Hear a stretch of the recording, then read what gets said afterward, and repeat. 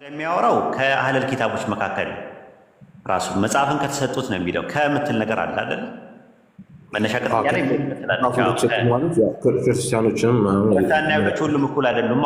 ከነዛ ውስጥ ብሏል። ከነዛ ውስጥ ከምትል ነገር አለ ራሱ ማለት ከመጽሐፉ ሰዎች ሁሉ እኩል አይደሉም ማለት ሙዋሂድ የሆኑ ሰዎች አሉ። ቁርአን በወረደበት ሰዓት ላይ ሁሉም አይደሉም ሙሽሪኮች ያሉት እኮ ቁርአን በወረደበት ሰዓት ላይ እኛ ከሱ በፊት ሙስሊሞች ነን በእርሱ አመንን እኛ ከእርሱ በፊትም ከቁርአኑ መውረድ በፊትም ሙስሊሞች ነበርን ያሉ ሰዎች አሉ። ሙዋሂድ የሆኑ ሰዎች አሉ። ሙዋሂድ ማለት ምንድን ነው ናቸው ብሎ አላስቀመጠም ራሱ። ለምሳሌ ሱረቱል በይና ምዕራፍ 98 ቁጥር 1 ላይ እነዚያ የመጽሐፉ ሰዎችና አጋሪዎቹ ብሎ ለሁለት ለይቷቸዋል። ለምሳሌ ግልጽ አስረጂ እስከመጣላቸው ድረስ አልካዱምና ይላል። ግልጽ አስረጂ ማለት ቁርአን መጥቶላቸው እስካላስተባበሉ ድረስ አልካዱምና እያለ ያስቀምጣል። ከዛ በኋላ ምንድነው የሚያስቀምጠው? ሙሽሪኮችን ወበሚል አርፉ ላጥፍ ያስቀምጣል። ምንድነው የሚለው? ለምየዚነ ከፈሩ ሚን አህሊል ኪታብ ወልሙሽሪኪን ይላል። ወምትል አርፉ ላጥፍ አለች። ሙሽሪኪን የሚባሉትን አጋሪዎቹ የተባሉትንና አህሉል ኪታብ የሚባሉትን ለሁለት ነጥሎ ነው ያስቀመጠው ቁርአኑ ሙፈስል አድርጎ። ሁለት አይነት አፈታት አለ በነገራችን ላይ ይሄ ነገር እንድታውቀው ሊዋሊድዬ። የመጀመሪያ አፈታት እንዳልኩ ሚን የምትል አርፍ ጀራለች። ሚን ምትል ፕሪፖዚሽን አለች የመስተዋድዳል ከሚል ነገር አለ። ከሚለው ነገር ፓርሻሊ ከዛ ውስጥ ሙዋሂድ የሆኑትን ወይም ደግሞ ሞኖቲስት የሆኑትን ነው የሚያመለክተው የሚል የመጀመሪያ አፈታት አለ።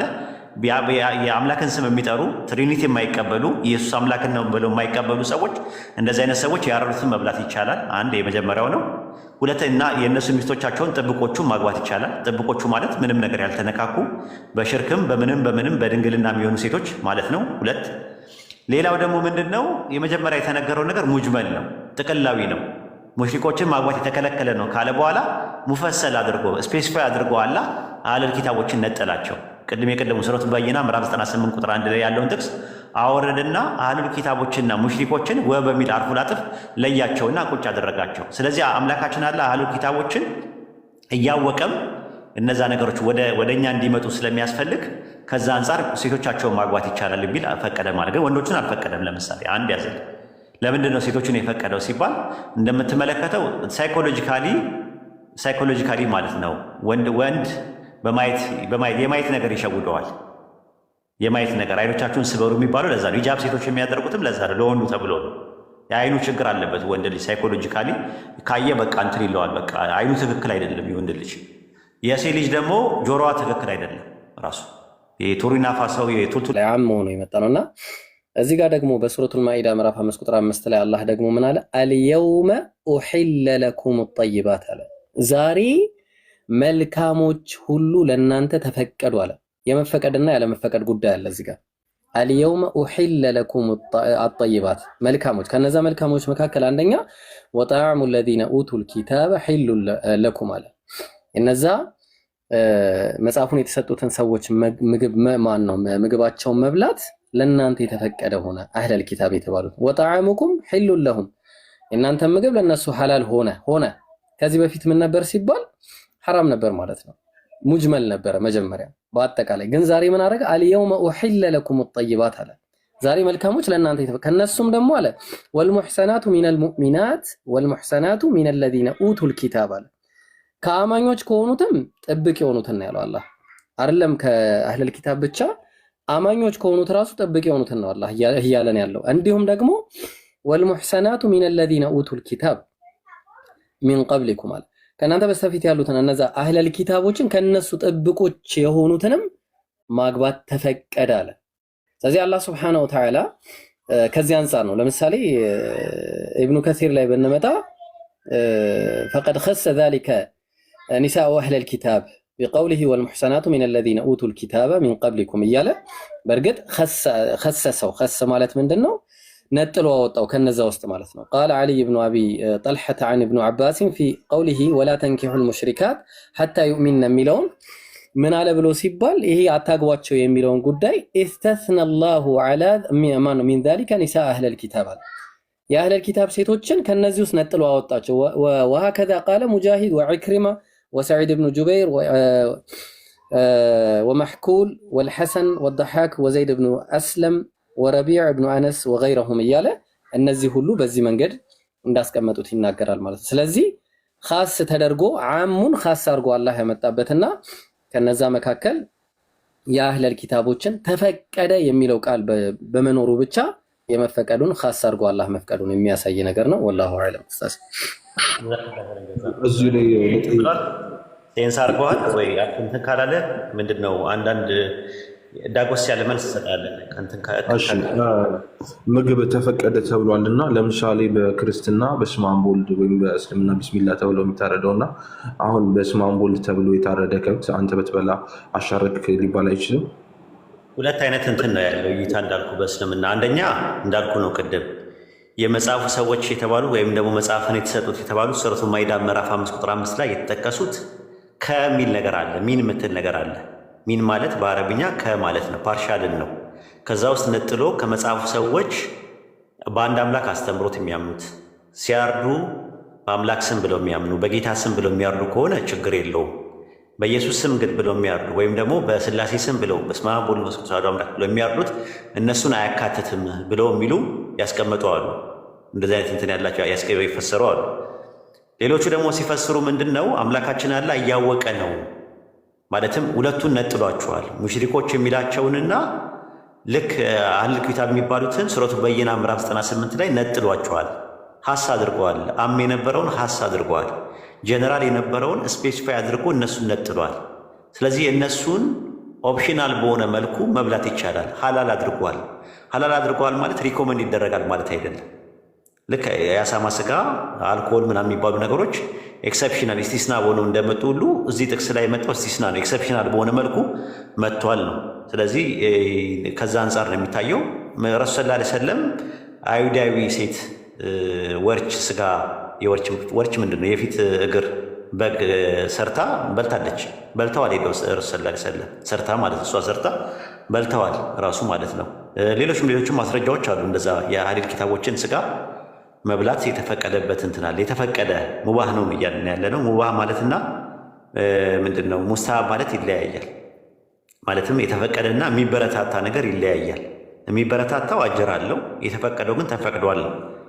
ከዛ አንጻር ነው የሚታየው ማለት ነው። ይህን ይመስላል። እሺ አንድ ጥያቄ መጨረሻ ይፈቀድልኛል ኡስታዝ? ትችላለህ። ሌሎቹ ሰዎች ጥያቄ ከሌላቸው አላችሁ ጥያቄ ዊልዳን አላችሁ ነው እድሉን ሰጡታላችሁ ለእንግዳችን። አዎ ኡስታዝ፣ ግን የኔ እስላማዊ ነው። ኦኬ ይቻላል። ግን ትፈቅጂለታለሽ? እንግዳ ታከብሪያለሽ ወይስ እንመልስልሽ? እሺ በቃ እንትን በላ ይችን ጠይቅና ኢንሻአላህ ፎሎ አድርገኝና ሌላ ቀንም ኢብራሂምንም ፎሎ አድርገው እኔንም ፎሎ አድርገውና አንተን ፎሎ አድርጌያለሁ። በቃ እንደዛ አድርግ። በቃ ኢብራሂምንም አድርገውና እኔ ባለው ኢብራሂም ጋር መጠየቅ ትችላለህ። በቃ አንድ ሶስተኛ ጥያቄ እናስተናግድ። እሺ ሌላው በቁርአን ስግደት የአምልኮ ወይም የአክብሮት ተብሎ ለሁለት ተከፍሏል ኡስታዝ? በእኛ በኢስላም ስግደት አንድ ነው። ኦኬ እሺ። አይ የጠየቁበት እንትን ለምሳሌ ሱራ 7:206 ላይ እነዚያ ከጌታ ዘንድ ያሉት መላእክት እርሱን ከመገዛት አይኮሩም ያወድሱታልም ለእርሱ ብቻ ይሰግዳሉ ይልና ሱራ 2:34 ላይ ደግሞ ለመላእክት ለአዳም ስገዱ ባለን ጊዜ አስታውስ፣ ሁሉም ወዲያውኑ ሰገዱ፣ ኢብሊስ ዲያብሎስን ብቻ ሲቀር እምቢ አልኮራም ከካዲዎቹም ሆነ ይላል። እና እዚህ ጋር ከመላእክት ለአዳም ሰግደዋል የአክብሮት ወይም ደግሞ የአምልኮት የሚል ነገር ካለ ቁርአን ላይ ብታሳየን ብዬ ነበር። እንትን ላይ ያው እንደምትመለከተው ሱጁድ የሚባለው ቃል ሰጀደ ማለት ነው። ሰገደ ከሚለው ቃል የመጣው ስግደት ማለት ነው። ሱጁድ ራሱ ሱጁድ ኢባዳ ይባላል፣ የአምልኮ ስግደት ይባላል። ሱረቱል አንዓም ምዕራፍ 6 ቁጥር 56 ላይ እነዚያ ከአላህ ሌላ የምትጠሯቸውን ከማምለክ ተከልክያለሁ በላቸው ይላል። ሱረቱል አዕራፍ ምዕራፍ 7 ቁጥር 202 ላይ ሲናገር እነዛ ጌታቸው ዘንድ ያሉ መላእክት እርሱን ከማምለክ አይኮሩም ያወድሱታል፣ ለእርሱ ይሰግዳሉ ነው የሚለው። ወለሁ ለእርሱ ይሰግዳሉ ነው የሚለው። አማርኛው ላይ ብቻ የሚል ነገር ጨምሮበታል መሰለኝ አይደል? እንደዛ ነው ያሳሳት። ሎያሊቲ ብቻ የሚል ነገር አለው አማርኛው ላይ። ለምሳሌ እዚህ 2:7:2:6 ላይ ለእርሱ ብቻ ይሰግዳሉ ይላል። 206 ለእርሱ ብቻ የሚለውን ነገር አውጣው። አረብኛው ላይ የለም። ወለሁ የስጁዱን ነው የሚለው። ወለሁ የስጁዱን ነው የሚለው። ኢነማ የሚል ነገር የለውም። ለእርሱ ብቻ የሚል ነገር የለውም። አንደኛ ነገር መላእክቶች ማለት የመጀመሪያ እንድታየው ማለት ነው። የለውም። አንድ እሱን ያዝልኝ። ሁለተኛ ይሄ የባህሪ ስግደት ነው የሚባለው፣ ኦንቶሎጂካል ነው ቢሆንም እንኳን ኦንቶሎጂካል ፕሮስትሬሽን የሚባለው ነው። ለአንዱ አምላክ ብቻ የሚቀርብ የአምልኮ ስግደት ሲሆን ለአንዱ አምላክ ለአላህ ብቻ የሚቀርበው መጎባደድ፣ መተናነስን፣ ማሸርገድን ያመለክታል። እንዴት ነው የሚሰገደው ሲባል በሱረቱ ሀጅ ምዕራፍ 22 ቁጥር 77 ላይ እናንተ ያመናችሁ ሰዎች ሆይ በሰላታችሁ አጎንብሱ፣ በግንባራችሁ ተደፉ፣ ጌታችሁን አምልኩ ይላል። ትድኑ ዘንድ መልካም ስራ ስሩ ይላል። ከአምልኮ ጋር በተያያዘ ግንባራችሁን ተደፉ የሚለው ነገር ይስጁዱ ነው የሚለው ራሱ። በሰላት ውስጥ ያለው ሱጁድ ለአላህ ብቻ ነው። መላእክቶች ያደረጉት ያንን ነገር ነው የሚያደርጉትም። ነገር ግን ለአላህ ሲደረግ ምንድን ነው ልዩነቱ ካልን በየትም ቦታ ሆነን የሚያየን የሚሰማን የሚያውቅ መለኮት ብቻ ሆኖ ሳለ ለመላእክት፣ ለጻድቃን፣ ለሰማዕታት ለምናምን ሄደን ብንሰግድ ያ ነገር የአምልኮ ስግደት ነው የሚሆነው። ለምሳሌ ለገብርኤል አሁን ለምሳሌ ለገብርኤል ብሎ አንድ ሰው ቢሰግድ አንዱ አሜሪካ፣ አንዱ አውሮፓ፣ አንዱ ምናምን ነገር የተለያየ ቦታ ሆነው አይሰማም ራሱ። ስለዚህ አላህ በቁርአን ውስጥ በሱረቱ ኒሳ ምዕራፍ 4 ቁጥር 36 ላይ አላህን አምልኩ በእርሱ ላይ ምንንም አታጋሩ ብሎናል። ምንንም በቃ ምንም ነገር እና በችሎታው በእውቀቱ በማየቱ በመስማቱ ሁሉን ያካበበ አንድዬ ብቻ ነው ያለው። ከአንድዬ ውጪ አምልኮን የሚሰማ የለም፣ በሁሉ ነገር የሚያዳምጥ የለም። ስለዚህ ዱዓ ወደ ጻድቃን ሰማዕታት ምናምን ዱዓ የሚያደርጉት ኦርቶዶክሶች የሚያደርጉትን ነገር የምንቃወመው ከዛ አንጻር። ታዲያ ሱጁዱ አተህያ የሚባል ነገር አለ፣ የአክብሮት ስግደት የሚባል ነገር አለ ቁርአን ወይ ነው? አዎ አለ ራሱ ማለት ነው። የቱ ጋር ካልን አሁን አንተ ቁርአን ከመውረዱ በፊት ሱረቱን በቀራ ምዕራፍ 2 ቁጥር 34 ላይ ለመላእክት ለአደም ስገዱ ባለን ጊዜ ያስታውሳል። ለምንድን ነው አላህ ስገዱ ሲል ማለት ነው ሲባል ቁርአን ከመውረዱ በፊት የአክብሮት ስግደት በሩቅ ሳይሆን በአካል የአክብሮት ሰላምታ መስገድ ሐላል ነበረ። ለምሳሌ የዩሱፍ እናትና አባት እና ወንድሞቹ የአክብሮት ስግደት ለዩሱፍ ሰግደውለታል።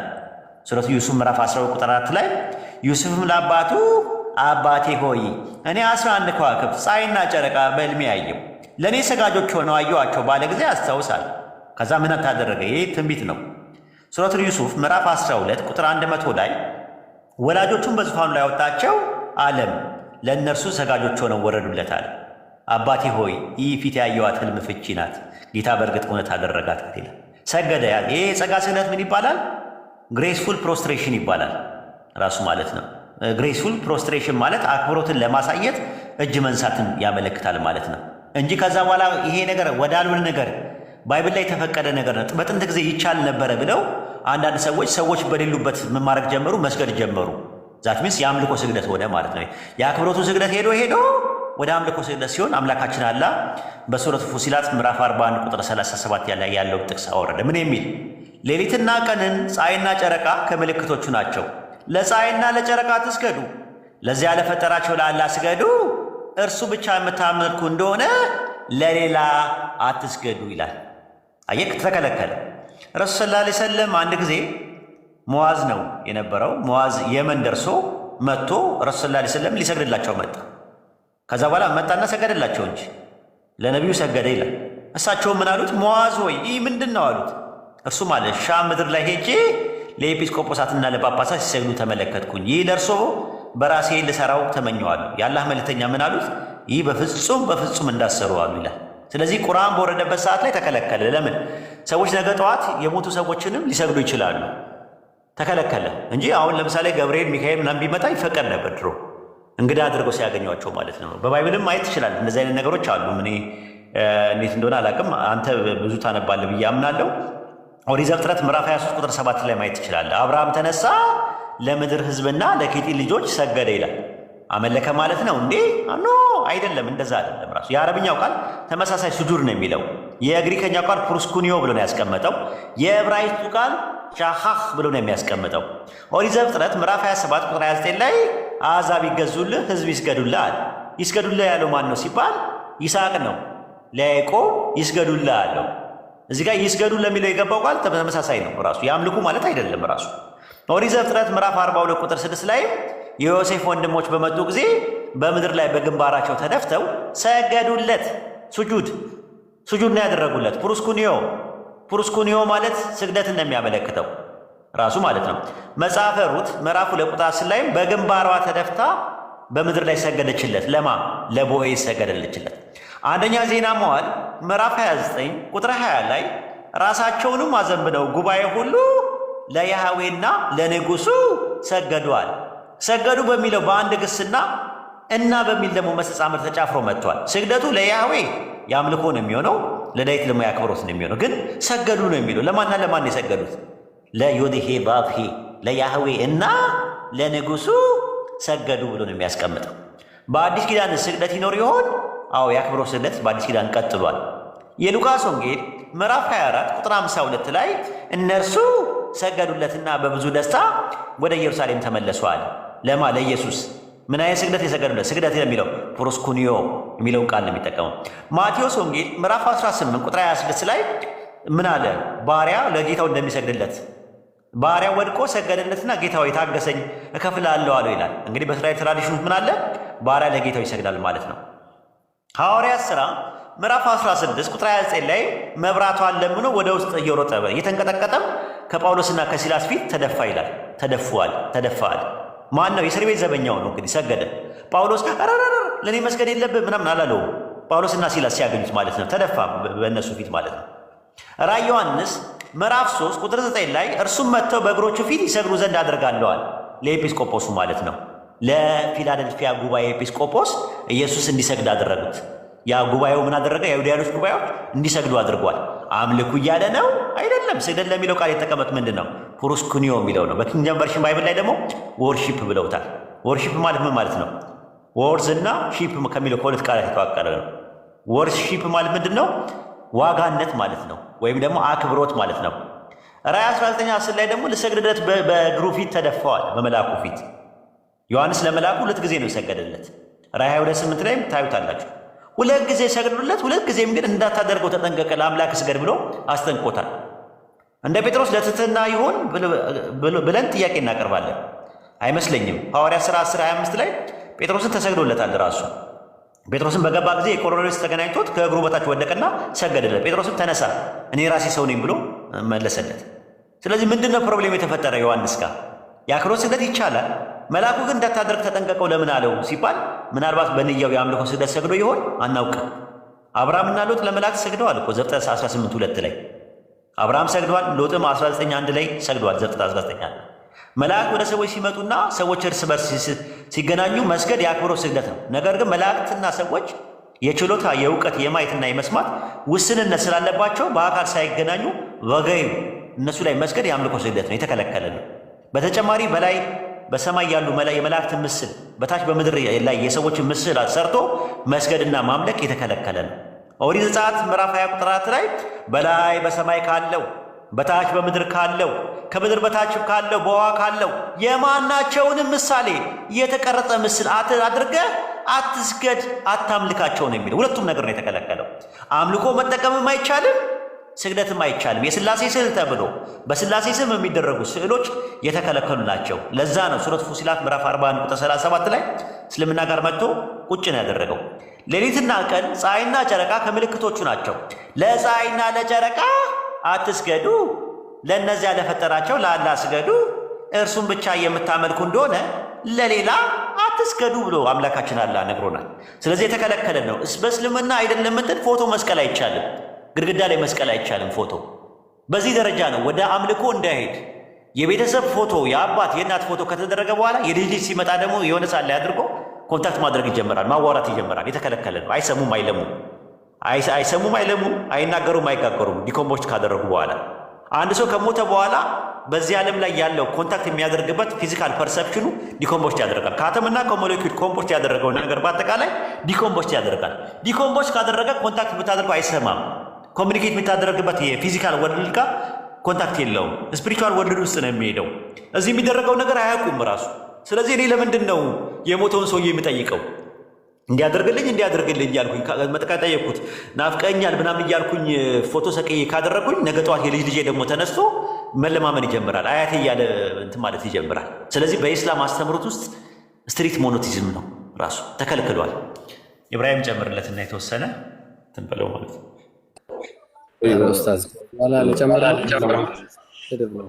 ማለት ወይም ለምሳሌ በግልጽ አማርኛ ስጁድ ወይም ሱጅዳህ እንዳልከኝ የአምልኮና የአክብሮት በማለት ለሁለት ከፍሎ አላቀረበም አይደለ?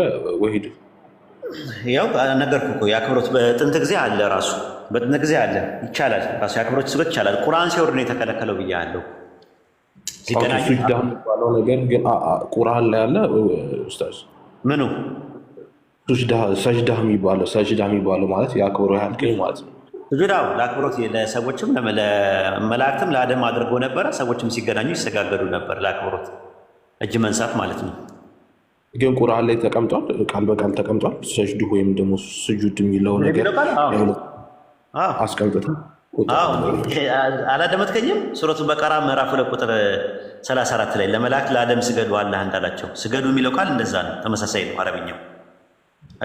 ሁለት ስገዱ ስገዱ ያላቸው ሰጅዳ የሚለውን ያመለክታል። ስጁድ ማለት ምን ማለት ነው? ትርጉሙ ታውቀዋለህ? ስጁድ ማለት ለአላህ ብቻ የተገባ ስግደት ያምልኮ አይደለም። እሱ እንትን ነው ራሱ ስጁድ ሳይሆን ኢባዳ ነው። ኢባዳ ለአላህ ብቻ ነው። አምልኮ ከሆነ አምልኮ የሚለው ቃል ለአላህ ብቻ ነው ቁርአን የሚጠቀምበት ለአምልኮ ከሆነ ስለ አምልኮ ከሆነ። ስግደት ግን በሁለት ይከፈላል ራሱ ማለት ነው። ቁርአን ውስጥ ሁለት አይነት እስቲንባጥ ሲያደርጉ ዑለማዎች በሁለት መልኩ ነው ያዩት።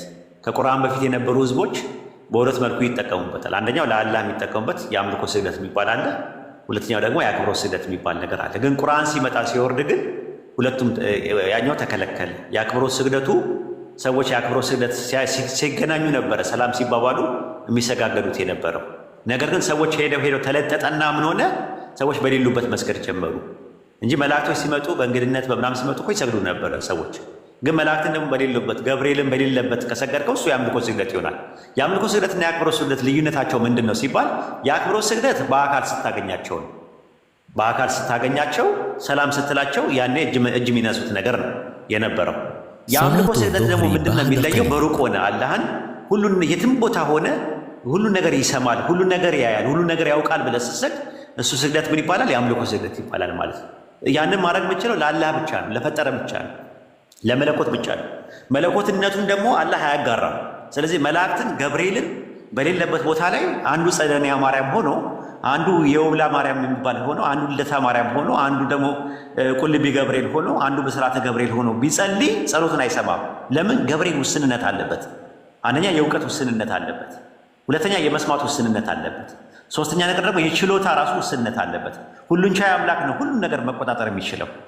አላህ ምንድነው? ሁሉን ነገር መስማት ይችላል። የትም ቦታ ሰው ሆኖ የሚያደርገውን ነገር የትም ቦታ ሆኖ ደግሞ ያውቃል፣ እውቀቱ አለ። ኢቭን በልብ ሰው የሚያስበውን ላይ ያውቃል። ገብርኤል ግን እንደዛ አይነት ችሎታ የለውም። ማየት አይችልም ገብርኤል ሁሉም ቦታ ራሱ ሁሉን ነገር ማየት የሚችለው አላህ ብቻ ነው። ደግሞ ሁሉም ደግሞ ችሎታም የለውም፣ የመቆጣጠር ችሎታም የለውም። ለዛ ነው ያ ነገር ትክክል አይደለም። ባዕድ አምልኮ ነው። ገብርኤል አይሰማም አይለማም። መላኢካዎችም የቂያማ ቀን ይጠየቃሉ። እናንተን አምልኮ ደርሷችኋል ሲሉ አረኛ አይደርሰንም ይላሉ። ለምን? ሁሉ ነገር መስማት አይችሉም። ወይድ ገብርኤልም ቢያወራው እና ሉያሊትን ቢያወራው ኢብራሂም ቢያወራ ጃቢርን ቢያወራ ሐሰንን ቢያወራ አይሰማም። ራሱ አይሰማም። የት ይሰማል? እንዴት ሊሰማ ይችላል? የመስማት ውስንነት አለበት ራሱ ፍጡር አለ። እንደዛ ነው። ግን ሲያገኟቸው ይሰጋገዱ ነበር። ያ ነገር በኋላ ላይ ሄዶ ወደ አምልኮ ሰዎች በሌሉበት ሲጀምሩ ያኔ ቁርአን ሲወርድ ተከለከለ። አሁን ሙስሊሞች ለአክብሮት ስግደት እንኳን ይብን ለሰዎች አንሰግድም። ራሱ ከሰላምታ ውጪ የአክብሮት ስግደት የሚባል ነገር ቁርአን ሲወርድ ተከልክሏል። ይህን ነው ምልህ። ኢብራሂምዬ ጨምርለት የተወሰነ እንትን ለማለት ለምሳሌ የልብን የሚያውቅ ፈጣሪ ነው ብለን እናስባለን እኛ ክርስቲያኖች እና ለምሳሌ እኔ ለገብርኤል ወይም ለሚካኤል ብሰግድ የውስጤን የሚያውቀው ፈጣሪ ሆኖ ሳለ አይ ለአምልኮት ስግደት ሰግዷል ብሎ ሊከሰኝ ይችላል ኡስታዝ? አሁንትና በእኛ በኢስላም አስተምሮት በሩቅ ነገሮችን ማድረግ አይችልም። ገብርኤል አይደርሰውም። ለምሳሌ እኔ አንተን በአካል ባገኘ ኤግዛምፕል ነው እጅ ብነሳ በአቅፍም ብዬ ብልህ አሰማኝም ትሰማኛለህ፣ ሴንስ አታረገኝም ታረገኛለህ። ግልጽ ነው። ግን በሌለበት አሁን ለምሳሌ ወይ ቲክቶክ ላይ የለህም ቤት ሄድክ ባወራ ምናምን ነገር ሮያልዬ ምናምን ነገር እያልኩ ብሰማ ትርጉም አለው? ግን ማለት አንተም ያልከው ነገር ያስኬዳል። ግን እኔ ለአክብሮት እየሰገድኩኝ ፈጣሪ ለአምልኮት እንዳልሆነ ያውቃል ብዬ ስለማስብ ነው ያን የጠየቀው። የለማ ታዲያ ልዩነቱ ምንድን ነው? የአክብሮት ስግደትና የአምልኮት ስግደት በምን ትለየዋለህ? ልዩነቱ ምንድን ንገረኝ። አሁን በኢስላም ያልኩ በሁሉም ቦታ የትም ቦታ ሆነ የምታደርገው ስግደት የአምልኮ ስግደት ይባላል። በአካል ደግሞ አግኝታቸው ደግሞ ተገናኝተህ እጅ የምትነሳው ነገር እሱ የአክብሮት ስግደት ይባላል። በእናንተ የአክብሮትና የአምልኮ ስግደት በምንድን ነው የሚለየው? እስቲ ንገረኝ። እኔ አላውቅም በምን እንደሚለይ። በምንድን ነው የምትለዩት? ለምሳሌ አንድ ኦርቶዶክስ ተደፍቶ ለማርያም ሲሰግድ እና ለአምላክ ሲሰግድ ለአምላክና ለማርያም በምን ይለየዋል? ለምሳሌ ምልጃን እያቀረብን ሲሆንና ለአምላክነትን ደግሞ ስንገዛ አሰጋገዱ ያው ቢሆንም ለምሳሌ ግን አምላክ ብዬ ማስበው እና ውስጥ ህሊና የሚያስበው እና ለምሳሌ ማርያም አማልጅን ብዬ ስትስል ይለያያል። ለፈልጌ ነው ጸሎት አደራረግ ችግር የለውም። አሁን እኔ በእኛ ግን በኢስላም አስተምሮት የአክብሮ ስግደትና የአምልኮ ስግደት የሚለያየው በዚህ ነው። በእኛ በኢስላም አስተምሮት ማለት ነው። ሌላው ደግሞ በላይ በሰማይ በታች በምድር የማንንም የተቀረጸ ምስል አድርገን መስገድም ማምለክም የተከለከለ ነው አይደል? ዘጸአት ላይ አዎ። ግን ከዛ በኋላ እንትን ማለት የከለከለበት እንትን አለው። ግን እኔ ባይብል እንደዚህ ዲቴል ለምሳሌ ለማርያም ስዕል መስገድ ይፈቀዳል? ቅርጾችን ስራ ደግሞ በመልሶ ብሎ ደግሞ ማለት ይፈቀዳል። ቅርጽ መስራትማ እሱማ ለአርትም እኮ ትሰራለህ፣ ችግር የለውም። እሱ አይደለም ጥያቄው። አርት ነው አይደል? የአርት እኮ ነው ቅርጽ መስራቱን ምናምን ኪሩቤሎችን እንዲቀርጽ ምናምን አዞታል። ግን ለኪሩቤሎቹ ለስዕሉ ለኪሩቤሉ ለስዕሉ ግን መስገድ ይፈቀዳል ወይ? በላይ በሰማይ ካለ የማንኛውም የተቀረጸ ምስል አትስገድ ብለዋል። ይቻላል ወይ? መስገድ ይቻላል ወይ ለምስሉ? እኛ ምናምነው ነው የምነግርህ። ይቻላል ወይ ነው የምልህ። አኮርዲንግ ቱ ባይብል ለተቀረጸ ምስል መስገድ ይቻላል ወይ? የፈቀደበት ቦታ አለ? የተቀረጸው ምስልና ለሐውልት ለምናምን ነገር የመላእክትን ምስል ምናምን ሐውልት አድርጎ መስገድ ይቻላል ወይ? እኔ እዚህ ነገር ላይ እውቀቱ የለኝም። አብሽር። እሺ፣ ማርያምን አታመልኩም እናንተ? አናመልክም። አውጣለት እንጀራ ሰባት ላይ ኢብራሂምዬ ከቻልክ የአምልኮ ስግደት የአምልኮ ምንድን ነው? የአምልኮ መስዋዕት ለማርያም መስዋዕት ተገቢ ነው ብለህ ታምናለህ? የአምልኮ መስዋዕት ለማርያም ይሰዋል በእናንተ በኦርቶዶክስ? የአምልኮ ለአንድ ፈጣሪ ብቻ ነው። እንደዛ ነው መሆን ያለበት። እስቲ ይህችን አንብባት። እመቤቴ ሆይ የኢያሪኮ ቡቃያ አንቺ ነሽ።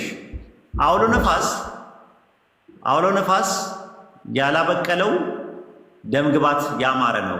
ለአንቺ የምስጋና እጅ መንሻ አቀርባለሁ፣ በመፍራትም እገዛልሻለሁ፣ በመስገድም እጅ ነሻልሻለሁ። የአምልኮ መስዋዕት ለአንቺ እሰዋለሁ አለ። ለማ ኡስታዝ እንትን ባይብል ላይ አይደለም አይደል? ይሄ ነገር ባይብል ላይ እንኳን አልኩም እኔ በኦርቶዶክስ ትምህርት ነው። ይሄ የኦርቶዶክስ መጽሐፍ እንዝራ ስብሐት ማለት አባ ጊዮርጊስ ዘጋስጫ ነው እንትን ያለው። ልክ ነህ ኡስታዝ። እንደዚህ አይነት ነገሮችማ ይኖራሉ። ቀለሚም እንደዚህ እኮ ይለናል። ግን የአምልኮ መስዋዕት አባ ጊዮርጊስ ዘጋስጫ ተሳስተዋል። ጽሁፉን እኮ አልቃወምም እኮ ግን በደንብ እዚህ ነገር ላይ ደግሞ ሊቀ ሊቃውንት ስላሉ እነዚያ ማርያም ችግር የለውም። የአምልኮ መስዋዕት ለአንቺ ሰዋለሁ የሚላል። ይኸው በኦርቶዶክስ ይህንን ጸሎት ታደርጋላችሁ ለማርያም ኡስታዝ ይቅርታ እና ቁጥሩ ገባኝ። ግን ቤተክርስቲያን ውስጥ አለ። ይህንን ነገር ማስወገድ አለባችኋ። ቤተክርስቲያን ውስጥ ይኸው ለአንቺ የአምልኮ መስዋዕት እንሰዋለን እያላችሁ ቤተክርስቲያናችሁ ቁጭ ብላችሁ እያላችሁ ማርያምን አናመልክ የምትሉት እኛን እየሸወዳችሁ ነው ያላችሁት። ያሸውደም በቤተክርስቲያን ውስጥ አለ። ልደታ ቤተክርስቲያን ውስጥ አለ። ጊዮርጊስ ቤተክርስቲያን ውስጥ አለ። እግዚአብሔር ቤተክርስቲያን ውስጥ አለ። እኔ ቤተክርስቲያን ውስጥ ይሄ መጽሐፍ የለም የምትለው ቤተክርስቲያን ውስጥ ካለ እንትላለ። ይህን ጸሎት ትጸለያላችሁ እናንተ ቤተክርስቲያን ውስጥ የአምልኮ መስዋዕት ለአንቺ ሰዋለሁ እያላችሁ ትላላችሁ። ይኸው መጽሐፋችሁ አለ ቤተክርስቲያናችሁ ውስጥ። ምን እናድርገው? አናመልክም ትላላችሁ። ቁጥሩን ነገር ይኸው መጽሐፈ እንዝራ ስብሐት ምዕራፍ 12 ቁጥር 98 ላይ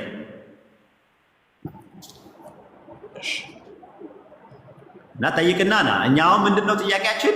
በአፋችሁ እንደዛ ትሉናላችሁ። ስትሮማን ፋላሲ ነው። በነገራችን ላይ ቁልመማዊ ጸጽ ይባላል በሎጂክ። እናንተ የማታደርጉትን ነገር የማትሉትን ነገር ካልን ሙግት አዋቅረና አደራጅተን ከተንትን ካልን ስህተት ነው። ምን ይባላል? ቁልመማዊ እጸጽ ማጸጽ ይባላል። ራሱ ቁልመማዊ እጸጽ ልክ አይደለም። ሰው የማይለውን ነገር እንዳለ አድርጎ ስም ማጥፋት ወንጀል ነው።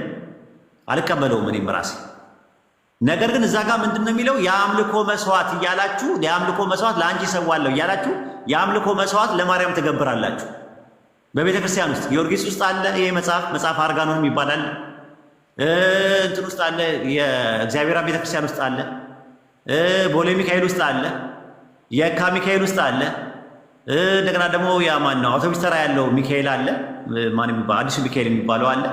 በቤተ ክርስቲያን ውስጥ እኛ በነበርንበት ሰዓት ላይ ይሄ መጽሐፍ የጸሎት መጽሐፍ ሆኖ የሚቀመጠው ማለት ነው። ይሄ መጽሐፍ ሳታወጡ እዛ እየጸለያችሁ እኛ ጋር ስትመጡ፣ ይቅርታ አንተን ለማለት ፈልጌ አይደለም፣ ኦርቶዶክሶች እየሰማችሁኝ ነው።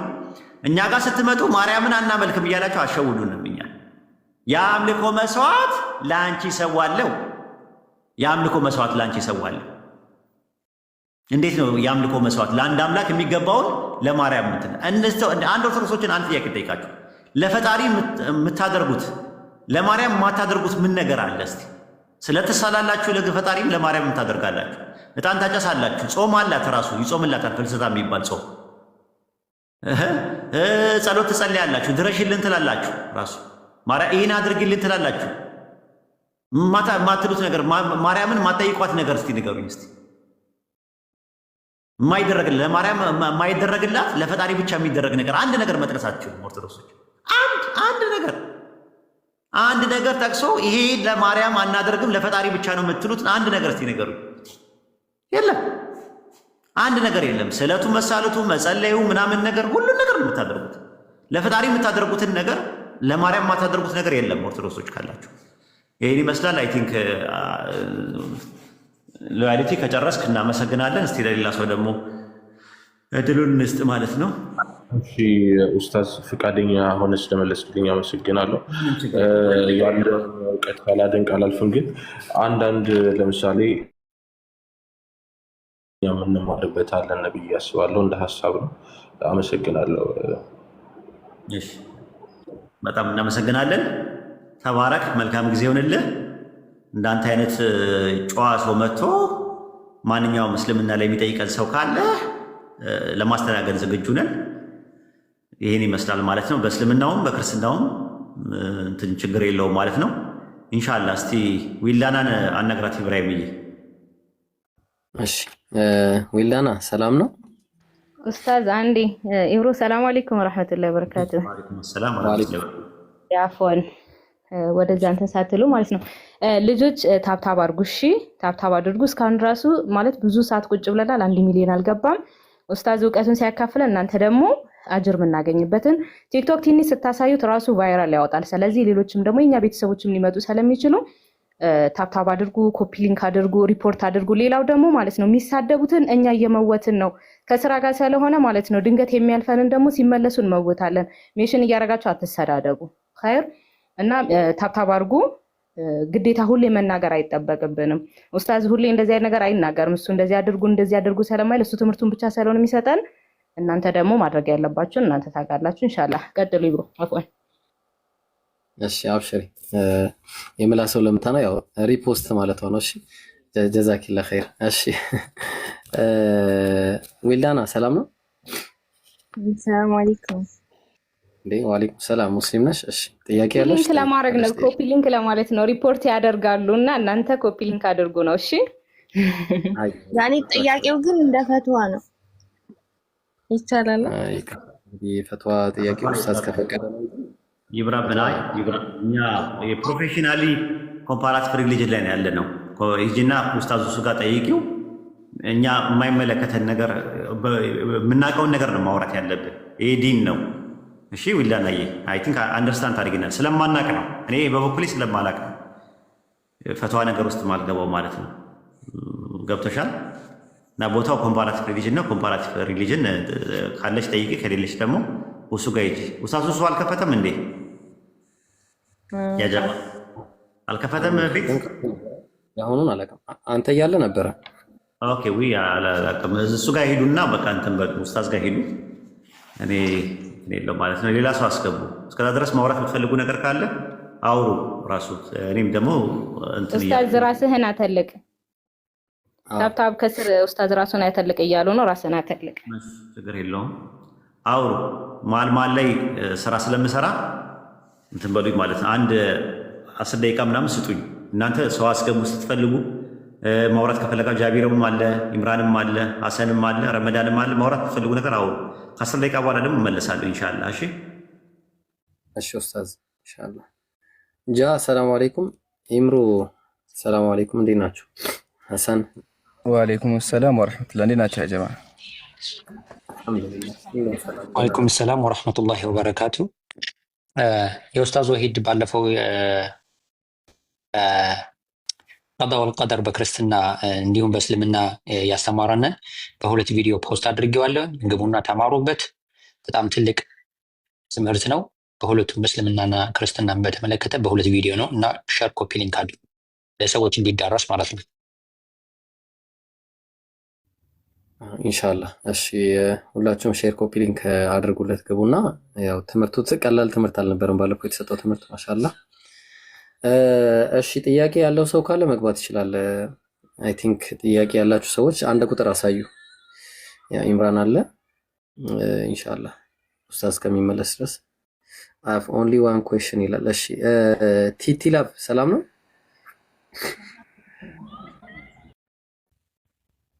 ቲቲ ላብ ቲቲ አይሰማም? ማታወሩ ከሆነ እያወረድን ነው የምንሄደው። ጥያቄ ቆይ አንድ ትቀጥላለህ። በራስህ ያልገባ ካለ ለጨመርና ትቀጥላለህ። መጀመሪያ ሐዲሱን አይተው ከሆነ አደም አለይሂ ሰላም ምንድን ነው ያለው? አተሉሙኒ አለ አምሪን ከተበሁ ላሁ አለይ አለ። አላህ በእኔ ላይ ትወቅሰኛለህ እንዲህ ያለው። አንድ ጥያቄ ልጠይቅህ ዶ ተጋዳሚ ወታንሳ ሙታንሳ ወገናችን ጾታ ወንድ ነው አይደል? ጾታ ወንድ ነው። አዎ ለምን ወንድ ሆንክ ብዬ በወቅስህ እኔ ወቀሳይ ትክክል ነው? መወቀስ አለብህ በዚህ ጉዳይ? የለም። እንዲሁም አደም አለይሂ ሰላም የተፈጠረው ምን ላይ እንደሆነ ምድር ላይ እንደሆነ። ስለዚህ መወቀስ አደም እኮ አንዴ አተልቁኝም። አደም እኮ ራሱ መለሰ። ምን ብሎ መለሰ? አላህ እኔን ከመፍጠር በሰው ነገር እንዴት በተወቅሰኛለህ አለ። አላህ አደም ሲያጠው እንደወሰነበት ምድር ላይ እንዲኖር ነው። ምሳሌ ሚት አድርገው አንዴ ያስተጋባ ሚት አድርገው አንዴ። እሺ ምሳሌ አምላክ አላህ Subhanahu Wa Ta'ala መላእክቶች የፈጠራቸው ሰማይ እንዲኖር አይደለ? ሁም ኢንደ ረቢህ ማለት የሚለው ቁርአን ሲፈጥራቸው ምን ላይ እንዲኖር ሰማይ እንዲኖር የፈጠራቸው። እንዲሁም ሰው ሲፈጠር አደም ሲፈጠር ምን ላይ የተፈጠረው ምድር ላይ እንዲኖር ነበር የተፈጠረው። ስለዚህ ወደ ምድር መጣቱ ግዴታ ነበረ። ሙሳ አለይሂ ሰላም ምን አለ? በአንተ ምክንያት ወደ ምድር መጣን ሲለው አላህ በጻፈው ነገር በተወቅሰኛለህ አለ። ለምን ጥፋተኛ አይደለም። የአደም ጥፋት አለይሂ ሰላም ምንድነው ከተባለ ፍሬውን ብቻ መብላት ሲጀመር እርግማ አይደለም። በእስልምናችን አደም አለይሂ ሰላም ከጀነት መውጣቱ እርግማ አይደለም፣ ወይም ደግሞ የሆነ ክብሩ ቀንሶ አይደለም። አላህ ይቅር ካለ በኋላ ወደ ምድር ያመጣው የአዳም ኃጢአት ምንድነው ከተባለ ፍሬው መብላቱ ፈአሳ አደም ረበሁ ፈገዋ አለ። አዳም ኃጢአት ሰሩ ወይም ደግሞ ስህተት ውስጥ ገባ። ስህተቱ ምንድነው ከተባለ ፍሬውን መብላቱ ነው። አምላኩን ያዘዘውን ነገር መቀረቡ ነው። ግን ምድር መምጣቱ አይቀርም ነበር። ለምን? አምላካችን ሲፈጠር ቁርአን ምንድነው ያለው? ኢኒ ጃኢሉን ፊል አርዲ ኸሊፋ፣ በምድር ላይ ምትክን አድራጊ ነኝ። በምድር ላይ። ስለዚህ አደም የተፈጠረው ምድር ላይ ነው። ማስረጃ ከፈለክ ደግሞ ያው ምሳሌ አንድ መጽሐፍ ጥቀስልህ ይታያል ብዬ አስባለሁ። አንዴ እሺ ይታያል ብዬ አስባለሁ። ያው አይከፈተሉሙኒ አለ አምሪን ከተበሁ ላሁ አለይ ፊ ለፊል መህፉዝ ወፊ ሱሁፍ ተራት ወአልዋሂያ ቀብለ ኸልቂ ቢአርባዕ ሰማለ። አምላክ አስቀድሞ በቃ ወስኗል። አምላካችን አደም ሳይፈጠር በፊት ለመላእክቶች ነግሯቸው ምንድን ነገራቸው? ምድር ላይ እንዲህ ነው። ፈላ ዩምኪኑ ተግይሩ ወላ ተብዲሉ፣ መቀየርም መለወጥም አይቻልም። ለምን? የሰው ልጅ የተፈጠረው ምድር ላይ ለመኖር ስለሆነ። ስለዚህ ሙግቱ ትክክል አይደለም ነው። ገባ? የአደም አለይሂ ሰላም ምድር መምጣት ግዴታ ነበር። ለምን? አምላካችን የፈጠረው ምድር ላይ እንዲኖር ስለነበረ። ግን ማወቅ ያለበት እርግማ አይደለም። አላህ አደም ወደ ምድር ያመጣው ይቅር ካለው በኋላ ነው። መጀመሪያ አደም ኃጢአት ሰራ ወይም ደግሞ ፍሬውን በላ። ከዛ አምላካችን ያደረገው ይቅር አለው። ፈተለቃ አደም ረቢ ረበና ኢና ዘለምና አንፉሰና ፈኢን ለም ተግፊር ለና ወተርሐምና ለነኩነነ ሚነል ኻሲሪን።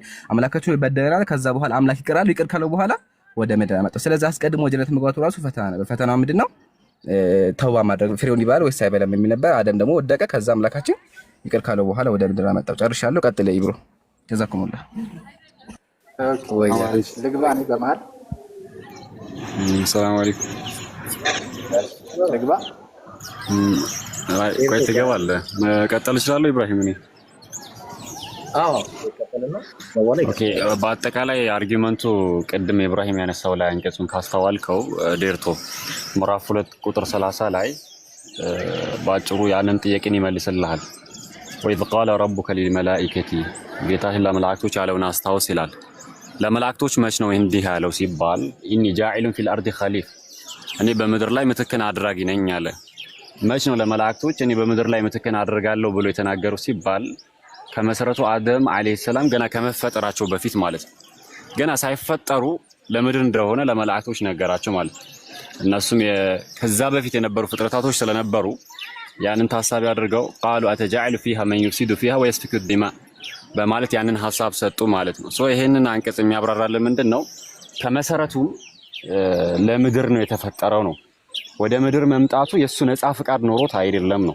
በነፃ ፍቃዱ የሚመጣበት ነገር አይደለም። ማዕሲያና ሙሲባ የሚባል ነገር አለ። ሙሲባ ላይ ነፃ ምርጫ የለንም። ማዕሲያ ላይ ነፃ ፍቃድ አለ ማለት። ማዕሲያ ማለት ወንጀል ነው። ወንጀል በመፈጸም ላይ አድርግና አታድርግ የሚለውን ነገር ላይ በመፈጸም ላይ ነፃ ፍቃድ ሲኖረን ከዛ ጋር ተያይዞ የሚመጣው ነገር ላይ ቅጣትም ሆነ ሽልማት ላይ በእኛ ነፃ ፍቃድ አይደለም ማለት ነው። ሱነን ኢብን ማጃህ ላይ ምናልባት እሱን ከሆነ የጠቀስከው احتج آدم وموسى የሚለው ከሆነ ቅድም ኢምራን እንዳብራራለህ ነው። ለዛም ነው ነብዩ ሰለላሁ ዐለይሂ ወሰለም መጨረሻ ላይ فحج آدم وموسى አሉ።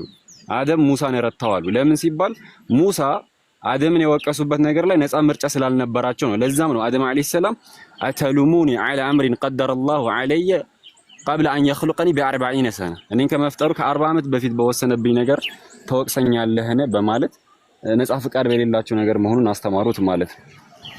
ባረከላሁ ፊኩም ጀዛኩሙላሁ ኸይር።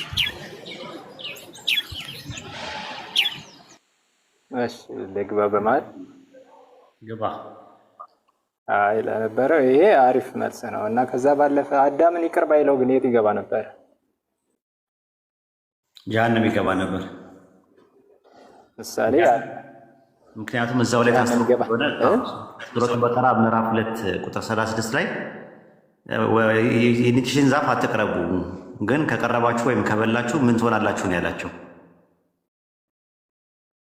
ትሞታላችሁ፣ ከበደለኞች ትሆናላችኋል። ከበደለኞች ደግሞ የተዘጋጀው ጀሃነም ነው። እነሱም መጨረሻ ላይ ምንድነው ንስሐ ገቡ፣ ይቅርታ ጠየቁ አላህ ማለት ነው። ባትምረን ከከሳሪዎቹ እንሆናለን ብለው ነው ያሉት። አውጣለት እስቲ ኢምራንዬ። አሰላሙ አለይኩም ወራህመቱላሂ ወበረካቱ። ኢምራንዬ ወአለይኩም ሰላም ኡስታዝ፣ እንዴት ነህ? ሰላም ብያለሁ። ጃክ አሰላሙ አለይኩም ወራህመቱላሂ ወበረካቱ። ሌሎቻችሁ ወአለይኩም ሰላም ወራህመቱላሂ ወበረካቱ። ኡስታዝ ሱራ ስንት ነበር? ሱረቱል አዕራፍ ምዕራፍ 7 ላይ ባትምረን ከከሳሪዎቹ እንሆናለን ብለው ያሉበት። ኦኬ እሺ፣ እስከዛው አረ ያወጣው ባትምረን ከከሳሪዎቹ እንሆናለን ብለው ነው ያሉት ማለት ነው። ጥቅሱን ካስታወስከው ከፍቼዋለሁ። ቆይ አዕራፍ ቁጥር 23 ነው። ከከሳሪዎቹ ነበር የሚሆኑት የነበረው ማለትም ያው ከከሰሩት ጀነትን የሚከስሩ ለበደለኞች ደግሞ የተዘጋጀላቸው እሳት አለ፣ እዛ ውስጥ ይገቡ ነበር። ያው በእንትን በመታዘዛቸው ባለመታዘዛቸው ማለት ይቀጡ ነበር። ይወጣው እንደዛ ነው። ጌታችን ሆይ ነፍሶቻችንን በደልን፣ ለኛ ባትምረን ባታዝንልን በእርግጥ ከከሳሪዎቹ እንሆናለን አሉ። አላህም ይቅር አላቸው። ግን ጀነት አሁን አንተ ቀድሞ የጠቀስከው ጥቅስ ላይ ያለው ምንድነው? አላህ ቀድሞውኑ ወስኗል በምድር ላይ ሰዎች እንዲኖሩ። አደም ኃጢአት ሰራ አልሰራ ለጊዜው ነው ያስቀመጠው። መሞቱ እኮ አይቀርም ነበር። አደም መሞት ማለት ሞት ተፈጥሯዊ ነው እኮ ለአደም ገብቷል። ያጓጓውም እሱ ነው። ኢብሊስ ሲጠይቀው ብትበሉ እንደ መላኢካዎች ዘውታሪዎች ትሆናላችሁ አላቸው። መላኢካዎች ዘውታሪዎች ናቸው። ሰው ግን አካላዊ ሞት ይሞታል። ስለዚህ ጓጉ። በተፈጥሯቸው ውስጥ የመሞት ባህሪ ስለነበራቸው ጓጉቶ ያንን ዛፍ ለመብላት እንትናሉ ማለት ነው፣ ጓጉ ማለት ነው። ግን ያው ሲበሉት ግን ዋሻቸው። እንደ መላኢካዎቹ ዘውታሪዎች አልሆኑ። የመዘውተሪያ ዛፍ ነው ያለው። የማይጠፋ ልቅስና እናመልክታቸዋለን። አደምና ሐዋ ንጉስ ናቸው፣ ራሱ እንትን ናቸው፣ ንጉስ ናቸው። ንጉስ ነበረ፣ በእንስሳ ላይ ይገዛ ነበር። ስለዚህ ያ ንግስናውን የማይጠፋ ንግስና ላመላክታችሁ አላቸው ማለት በቃ ለዘላለም በቃ ሳይሞቱ እየኖሩ እንስሳትን እየገዙ እንዲኖሩ ተመኙና ነገር ግን አልተሳካላቸውም። ያንን ነው እንጂ መሞታቸው አይቀርም። በተፈጥሮ ውስጥ የተቀመጠ ነገር ነው። ሞትም ጀነትም ጊዜያዊ የአታክልት ስፍራ ነው፣ የፈተና ቦታ ነው። ፈተናውን ቢወጡም ባይወጡም መውጣታቸው አይቀርም። ለምን አላህ በቁርአን ላይ በሱረቱ በቀራ ምዕራፍ 2 ቁጥር 30 ላይ በምድር ላይ ምትክን አድራጊ ነኝ ባለ ጊዜ አስታውስ ለመላእክት ነው። እና አደምም እንደዛ ነው። አላህ እኮ የመውጣቴ ጉዳይ አስቀድሞ የተወሰነብኝ ነገር ነው። ከመፈጠሬ ከ40 ዓመት በፊት ለመላእክት ኦልሞስት ነግሯቸዋል። በቃ ያ ነገር እንጂ መውጣቴ አይቀርም ነበረ። ባይሆን መጠየቅ ያለብህ እኔ በሰራሁት ነው ወንጀል ነው እንጂ በመውጣቴ አይደለም። ምክንያቱም መውጣትና መግባት የአደም ድርሻ የለበትም። ጀነት የገባው በመልካም ስራ ሰርቶ ነው ወይ አምኖ ነው? ዴርጎ ጀነት ያስገባው አላህ አደምን አይደለም። በቃ እንደዛ ማለት ነው። አየህ፣ የገባውም በምርጫው አይደለም፣ ሲወጣም የምርጫው ጉዳይ አይደለም። እኔና አንተ ግን ጀነት የመግባትና ያለ መግባት የምርጫችን ጉዳይ ነው። ወደፊት ያለውን ጀነት ኢንሻአላህ። ለአደምና ለሐዋ ግን የተሰጠው የፈተና ቦታ ፈተና ነው። ስለዚህ ፈተናውን ወደቁ ማለት ነው እንጂ ፈተናውን ባይወድቁ ለጊዜው ነው፣ እዛ መውጣታቸው አይቀርም። ይሄ ነው ትምህርታችን። ያው ላለው ነገር ያው አመሰግናለሁ። ግን ያው ጥያቄ ቀድር የሚባለው እያንዳንዱ ነገር ተወስኖባቸዋል። እንደውም ምሳሌ ገሃነምን ከሰዎችና ከጋኔን እንሞላ ዘንድ ቃላችን ከኛ ወጥቷል የሚል ነገርም አንብቤ ያለው እና በመጀመሪያ ተወስኖባቸዋል። ስለዚህ በኋላም ደግሞ ገሃነምን ሞላሽን እያለ ከሰው እንደሚያስገባባት ሁላ አስተምህሮቶች አሉ በሐዲሳት ላይ ማለት ነው። እና ይሄ ቀድር የሚባለው ነገር ካለ ሰው ልጅ ወደዛ ነገር ወደ ቅዱስ ነገር ለመመለስ ትንሽ አይዝም ወይ? እንደውም ልክ እንደ አዳም ላይ እንደመጣው ነገር በመጀመሪያ ተወስኖባቸዋል ነው። ቅድመ እውቀት ሳይሆን ቅድመ ውሳኔ ነው። እያየ ተጽፎባቸዋል ነው። ሁለት ነገር ስለምታወራ አንደኛውን ከጨረስክ በኋላ ወደ አንደኛው መሄድ ይቻላል። የውሳኔ የሚለው ነገር መጀመሪያ ልል የፈለግኩት አዳም ላይ አሁን አዳም ላይ ከ40 ዓመት በፊት ሁሉ ነገር ላይ ተቀድሯል። እንደዚህ ነው ተወስኖ ነው የመጡት አይደለም። ስለ ቀደር ስለ ተቅዲር የሚባል ትምህርት አለ በእኛ ትምህርት። ተቅዲር ማለት ያላ ችሎታና ውሳኔ ማለት ነው። እና ተቅዲሩ አም የሚባል ነገር አለ። አንተ የምታወራው ዓለም ሳይፈጠር ዘመን ሳይቆጠር በፊት አምላካችን አላህ ወደፊት ምን እንደሚሆን ስለሚያውቀው የሚያውቀውን ነገር ጽፎታል። እሱ ራሱ ቀደር ይባላል። አምላካችን አላህ ቀደር ማለት ሲምፕሊ ችሎታ ማለት ነው። ትርጉሙ ቀደረ ከሚለው ቃል አልቀዲር ያላ ስም ነው፣ ሁሉን ቻይ። አምላካችን አላህ ዓለም ሳይፈጠር ዘመን ሳይቆጠር በፊት ወደፊት የሚሆኑት ነገሮችን በአጠቃላይ ያውቃል ብለህ ካልክ እሱ ራሱ የቀደር የመራቲቡል ቀደር የሚባለው መጀመሪያ ኢልም ነው፣ ራሱ ያለ እውቀት ነው የመጀመሪያው ማለት ነው። ከዛ በኋላ ደግሞ ያ የሚያውቀውን ነገር በጥብቁ ሰሌዳ ላይ ዓለም ሳይፈጠር ዘመን ሳይቆጠር በፊት ጽፎታል። የተጻፉ ነገሮች በሁለት ይከፈላሉ። ስለሚሆን የጻፋቸው ነገሮች አሉ፣ እንዲሆን የጻፋቸው ነገሮች አሉ። እንዲሆን በጻፋቸው ነገር ላይ ያንተ ድርሻ የለበትም። ለምሳሌ ወንድና ሴት መሆን፣ አጭር፣ ረጅም፣ ቀይ፣ ጥቁር የመሳሰሉ ነገሮች መወለድ፣ መሞት ምናምን የሚባሉ ነገር ያንተ ድርሻ የለበትም። ያንተ እጅም የለበትም። ቅጣትም ሽልማትም የለውም። ሞራል አካውንታቢሊቲም የለበትም። ግብረ ገባዊ ተጠያቂነት የለበትም። ግን ስለሚሆን የጻፈው ነገር ላይ ያንተ ድርሻ ያለበት ነገር ነው። ቀደር የሚባለው ነገር ከዊኒና ሸርዒ ተብለው ለሁለት ይከፈላሉ። ከዊኒ የሚለው ነገር እንትን አይደለም፣ ራሱ ቴዎሎጂካል ዲተርሚኒዝም አይደለም፣ ኮዛል ዲተርሚኒዝም የሚባለው ማለት ነው። ራሱ ኮዛል ዲተርሚኒዝም ምንድን ነው? ያንተ ምርጫ የሌለበት ነገር ነው። በቃ ቀጭን፣ አጭር፣ ረጭም ምናምን ነገር የሚባሉ ነገሮች አንተ የማትፈልጋቸው ነገሮች፣ ሳትፈልግ ተገደ የምትደረጋቸው ነገሮች አሉ። ብለድ ሰርኩሌሽን የመሳለው ጨጓራ ምናምን የመሳሰሉ ነገሮች ስራቸውን የሚሰሩት አላህ ቀድሮት ነው። አይሰራም ብለህ ብትል ትሞታለህ። ይሄ እንዲሆን የጻፈው ነገር ነው ማለት ነው። ስለሚሆን ደግሞ የጻፈው ነገር ቀደር ሸርዒ ይባላል ማለት ነው። ሸሪያውን መሰረት ያደረገ ይሄ ነገር ሐላል ነው፣ ይሄ ነገር ሐራም ነው፣ አንተን የሚያስጠይቅ ነገር ፈቃድ ሰጥቶ ለአንተ ወስኖ የሰጠ እሱ ነው። ዓለም ሳይፈጠር ዘመን ሳይቆጠር በፊት ሰዎች ምርጫቸውን እንዲጠቀሙ ምርጫ እንደሚሰጣቸው ጀነትና ጀሃነም እንደሚፈጥር አስቀድሞ ወስኗል። ግን ከሌ የሚባል ግለሰብ ግን ይህንን ከሌ ጀሃነም አስገባዋል ብሎ ካለ ያንተ ምርጫ የለበትም ማለት ነው። እንደዛ ነገር የለም በኢስላም አስተምሮት ውስጥ። በኢስላም አስተምሮት ውስጥ ያለ እውቀት አለ፣ ቅድመ ውሳኔ የሚባል ነገር አለ። ቅድመ ውሳኔ በቅድመ እውቀት ላይ ቤዝድ ያደረገ ነገር አላህ እንትን ያለው ይህንን ነው። መጀመሪያ ያለውን ነገር እንመልስልህና ከዛ በኋላ ይሄ ዓለም ሳይፈጠር የቀደር የሚባለው ነገር ውሳኔ ምንድን ነው የሚለውን ነገር ዲተርሚኒዝም የሚባለውን ነገር እናየዋለን። ሰፋ ያለ ነገር ስለሆነ ማለት ነው። በሱረቱል አዕራፍ ምዕራፍ 7 ቁጥር አይ ቲንክ 179 ላይ ሲናገር ምንድን ነው የሚለው? ከሰዎችና ከጅኒዎችን ለጀሃነም ፈጠርን በሚለው ነገር ላይ ለጀሃነም ፈጠርን በሚለው ፈጠርን የሚለው ቃል ዘረእና የሚለው ጃአልና በሚል ይመጣል፣ አደረግን በሚል ይመጣል። በቁርአን ኸለቀ የሚለው ቃል ጃአለ በሚል ይመጣል። ለዛ ነው ብዙ እንግሊዝኞችን በተመለከታቸው ዊ ሃቭ ሜድ የሚል ነገር አለ፣ አደረግን ይላል። አምላካችን አላ ሰዎችና ጅኒዎችን ለጀሃነም አደረግን አይደለም የሚለው፣ ከሰዎችና ከጅኒዎች ብዙዎችን ለገሃነም አደረግን ነው የሚለው። እነማንን ነው የሚያደርገው ብለን ስንል እዛው ጋር ይነግርሃል። ለእነርሱ በእርሷ የማያውቁባት ልቦች አሏቸው፣ ለእነርሱ የማያዩባቸው አይኖች አሏቸው፣ የማይሰሙበት ጆሮች አላቸው። እነርሱ ምንድን ናቸው አለ? እንደ እንስሳ ናቸዋል። ይልቁንም እርሱም በጣም የተሳሳቱ ናቸው፣ እነዛ ዘንጊዎች ናቸዋል። ለምንድን ነው እንደ እንስሳ ናቸው ያለው ሲባል ሱረቱ በቀራ ምዕራፍ 2 ቁጥር 171 ላይ የእነዚያ የካዱ ሰዎች ምሳሌ እነዚያ ድምፅን ጥሪ በማይሰማ እንስሳ ቢጤ ነዋል። ስለዚህ አሁን ስለ ካዱ ነው አየው፣ የካዱትን ነው ከሰዎችና ከጅኒዎች የካዱትን ነው። በሱረቱ ሐቃ ምዕራፍ 46 ቁጥር 26 ላይም እንደዛ ለእነሱ መስሚያና ማያ ልቦች አደረግላቸው፣ ነገር ግን መስሚያና ማያ ልቦቻቸው ከእነርሱ ምንም አልጠቀሟቸው። ለምን? በአላህ አንቀጾች ይክዱ ነበሩና በእነሱ ላይ ይሳለቁበት የነበሩ ቅጣት ወረደባቸዋል። ስለዚህ እነዛ ለጀሃነም የተደረጉት ሰዎች ለጀሃነም አላህ የሚያደርጋቸው ሰዎች እነማን ናቸው? እነዛ የካዱትን ብሎ ነው ያስቀመጠው። አጠቃላይ ሰዎችን በአጠቃላይ ያደረገው ለጀሃነም ነው የሚል ትምህርት በእስልምና አስተምህሮት ውስጥ የለም። እዚህ ጋር ያልገባ ነገር ካለ እንትን በለውና ከዛ በኋላ ሰው የተፈጠረበት ዓላማና ኢላማ አላህን እንዲያመልክ ነው በነፃ ፈቃዱ። ሱረቱ ዛሪያት ምዕራፍ 50 ቁጥር 56 ላይ እንደዛ ነው የሚለው፣ ጂኒና ሰውን ሊያመልኩኝ እንጂ ለሌላ አልፈጠርኳቸውም እና ይላል። እና እንትኖቹን የግራማቲካሊ ሴቲንግ እና እንትኖች አሉ። ሰፋ ያለ እውቀት የሚፈልግ ነገር ነው።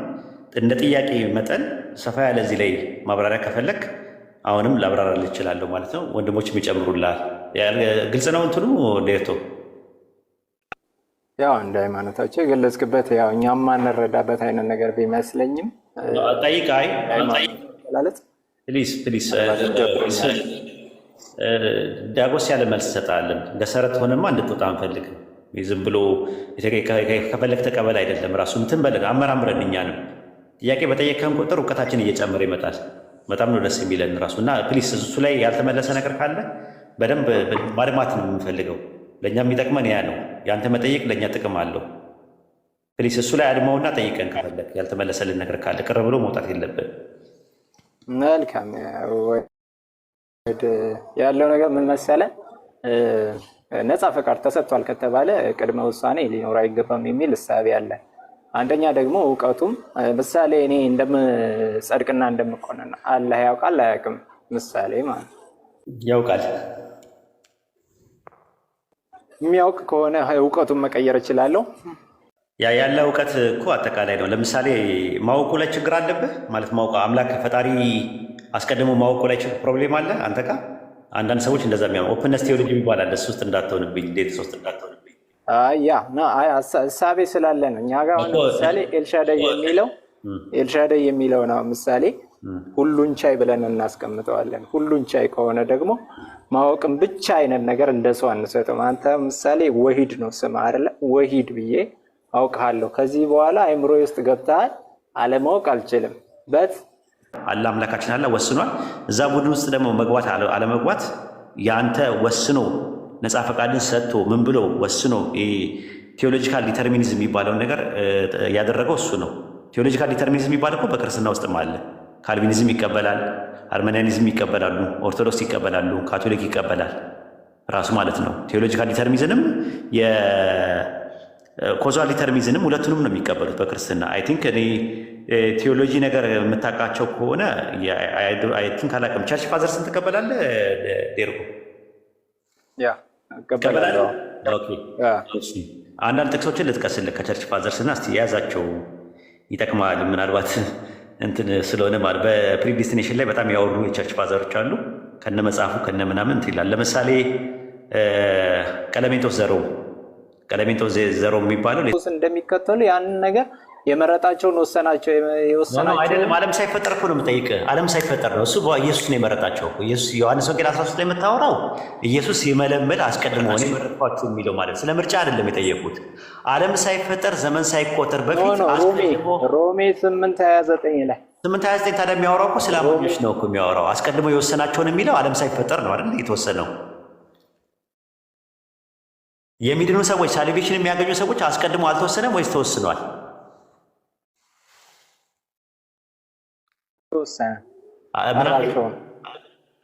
መጠራት እንጂ መወሰን አይደለም። ያው ሮሜ 8:28 እንደዛ ነው የሚናገረው። አስቀድሞ ያወቃቸውን የልጁ መልክ እንዲመስሉ አስቀድሞ ደግሞ ወስኗልና አለ። ይኸው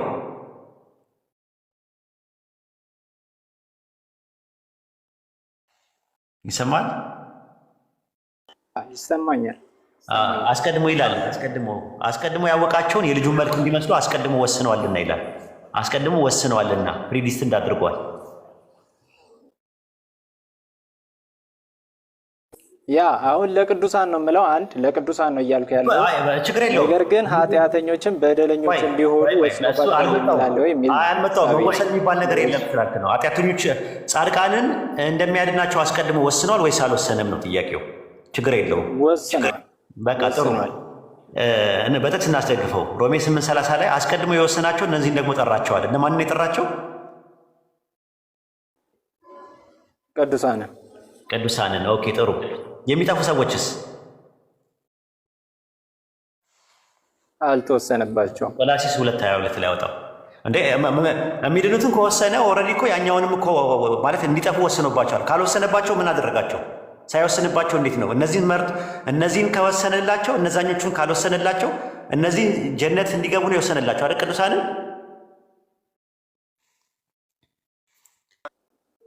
ደርተው ጀነትም ሳይሆን ያው መንግስተ ሰማያት ተብሎ ነው የሚታሰበው። እንዲድኑ ወስኖላቸዋል ቅዱሳንን አይደለ? እንዲድኑ ምንድን ነው የወሰነላቸው? እንዲድኑ አስቀድሞ ወስኖላቸዋል ቅዱሳንን አይደለ? አሁን እንዳልከኝ ከሆነ ወሰነላቸው የሚል የመዳንን መንገድ ሊያሳያቸው ሊያሳውቃቸው ለዚህ ሰዎች ምን ሰጥቷቸው ያ ወስኖላቸዋል። እንደዛ ልክ ዮሐንስ ወንጌል 1:10 ላይ መግባባት እንደምትመለከተው ማለት ነው። በጣም እየተቸገርኩኝ ነው ያለሁት። ሊሆን ይችላል ብቻ ኔትወርክ ነው እየቆየ ነው የሚደርሰኝ። እኔ የጠየቁት ጥያቄ ከባድ ነው። እስቲ ለ15 ሰከንድ ያክል እንትን አድርገው፣ ፍላይት ሞድ ላይ አድርገው። አሪፍ ነጥብ ላይ እያወራን አሁን አይሰማም። አሁን ነው ትቆራረጣለህ። እየቆየ ነው የምታወራው። እንትን ይላል እኩል አናወራም። እየቆየ ነው የሚደርሰው። እንደዛ ነው አይደለ? ኡስታዝ ያንተ ኔትወርክ ይሆናል ወይ ሪፖርት ሊሆን ስለሚችል ታብታብ አድርጎ የማየኛ ነው የኔ ነው ችግሩ እሱ ጋር ነው ያለው። እኔ እንጃ መለየት ከበደኝ፣ ግን ኡስታዝ ካንተ መሰለኝ። እኔም ጋር እየረበሸኝ ነበር ቅድም። የሱ ይረብሻችኋል? አይ ሪፖርት ሊሆን ይችላል። ታብታብ አድርጎላችሁ ሚዩት ሲያደርግ ይስተካከላል። እሺ ኤኒዌይስ ቀጥል። ማን ሁለቱም ኦኬ። እስቲ ዴርታው አቤት አይሰማም? አዎ አስቀድሞ የወሰነው ቅዱሳንን እንደሚድኑ አስቀድሞ ወሰነላቸው። ይሄ መንገዱን ነው። ያው ምንም ይሁን ዋቴቨር ግን ዓለም ከመፈጠራቸው በፊት ወስኖላቸዋል አይደለ? ቅዱሳንን መንገዱን ነው። በቀናችሁ መንገድ ሂዱ እኮ ወስኖላቸዋል እኮ ነው። አሁን በቀናችሁ መንገድም ይሁን በምንም ይሁን ብቻ ጀነት እንደሚገቡ የመዳኛውን መንገድ ተወስኖላቸዋል። መቼ ነው የወሰነው? ዓለም ከመፈጠሩ እሺ እነዛኞቹስ የሚጠፉትሳ እነሱም ደግሞ መንገድ አላቸው። ያ ይሄ ግን የተወሰነላቸው የድህነቱ መንገድ ነው። ገባኝ። እነዛኞቹስ ለሚጠፉትሳ አልተወሰነላቸው? ተወስኖላቸዋል። የሚድኑበት መንገድ የሚጠፉበት መንገድ ስለዚህ ተወስኗል። ታዲያ እኮ አስቀድሞ ተወስኖባቸዋል ሳይሆን ተወስኖላቸዋል ነው። ተወስኖላቸዋል ነው እንጂ ተወስኖባቸዋል አይደለም እኮ። ያው እኮ ነው። በእንግሊዝኛ አድርግልኝ እስቲ እሱ ሁለቱም አድርገው እስቲ በእንግሊዝኛ አድርግልኝ አንድ ጊዜ። በእንግሊዝኛ አላውቀውም። ፕሪዲስቲንድ ነው ሁለቱም እኮ ፕሪዲስቲኔሽን ነው ራሱ። ወይ ይፈረድላልና ተወስኖላቸዋል አንድ ነው እኮ። ይፈረድላልና ይፈረድባል። ፍርድ ነው ሁለቱም አይደል እንዴ? ፍርድ ነው ሁለቱም አይደለም። ይፈረድላልና ይፈረድባልማ የተለያየ ነው። ሁለቱም ፍርድ ውስጥ ነው ያለው እኮ። አይ ሁለቱም ፍርድ ውስጥ ነው ያለው። ኢየሱስ ክርስቶስ ሲመጣ ይፈርዳል። ትክክል። አዎ ይፈርድልሃል። ለአማኞች ይፈርድላቸዋል፣ ለካህዲዎች ደግሞ ይፈርድባቸዋል። ሁለቱም ምንን ያቀፈ ነው? ፍርድን ነው። ፍርድ ነው። ልክ እንደዛ ሁሉ ሁለቱንም የሚጠፉትም የሚደኑትን ሁለቱም ምንድን ነው? ምን ውስጥ ነው የሚካተተው? ፕሪዲስቲኔሽን ውስጥ ነው አይደለም? እኔ አሁን እንግሊዝኛውን ስለማላውቀው ነው፣ ግን እዚህኛው ላይ ተወሰነላቸውና ተወሰነባቸው ነው። እኔ አሁን ሁለታችንን አሁን ተፈረደላቸውና ተፈረደባቸውን እየተግባባን አይደል? አለው ተፈረደላቸውና ተፈረደባቸው ምን ውስጥ ነው የሚካተተው ብለን ስንል ፍርድ ውስጥ ነው የሚካተተው። ፍርድ ውስጥ ነው። መልካም እሺ። ተወሰነላቸውና ተወሰነባቸው ደግሞ ሁለቱም ምን ውስጥ ነው የሚካተተው? አሁን አንድ ነገር እናልኝ። እሺ ምሳሌ ምን አለው? በመጀመሪያ ከ40 ዓመት በፊት ተወስኖልኝ ነው ተወስኖብኝ ነው ያለው አዳም ነው። አደም አሁን እንደዛ ያለው ከ40 ዓመት በፊት ከመፈጠር ተወስኖልኝ ይሄንን እንጨርስና ወደዛ እንሄዳለን። አሁን እኔ እያልኩ ያለሁት ከኛ ጋር እያመጣሁልህ ያለሁት ውሳኔ የሚለው እኛ ጋር መወሰኑ። እሺ አይ ምን ነክቷል? ያናዬ የሚገናኝ ነገር አይደለም። እቺን ጨርሳትና ወደዛ እንሄዳለን። አስቀድሞ ተወስኖባቸዋል፣ ተወስኖላቸዋል ነው። ተወስኖላቸዋል የሚሰራው ለማን ነው? ለቅዱሳን አለ። ተወስኖባቸዋል የተባለው ለማን ነው? ተወስኖባቸዋል ያው ቀድር ነው። አዎ ውሳኔ ሁለቱም ተወስኗል፣ ግን ሁለቱም ያለ ውሳኔ ነው።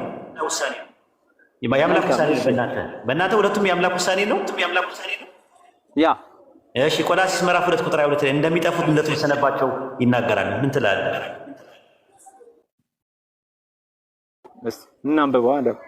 አዎ ቆላስይስ ምዕራፍ 2 ቁጥር 22 እንደ ሰው ሥርዓት አትያዝ፣ አትቅመስ፣ አትንካ ለሚሉ ትእዛዝ በዓለም እንዴት እንደምትኖሩ ስለምን ትገዛላችሁ?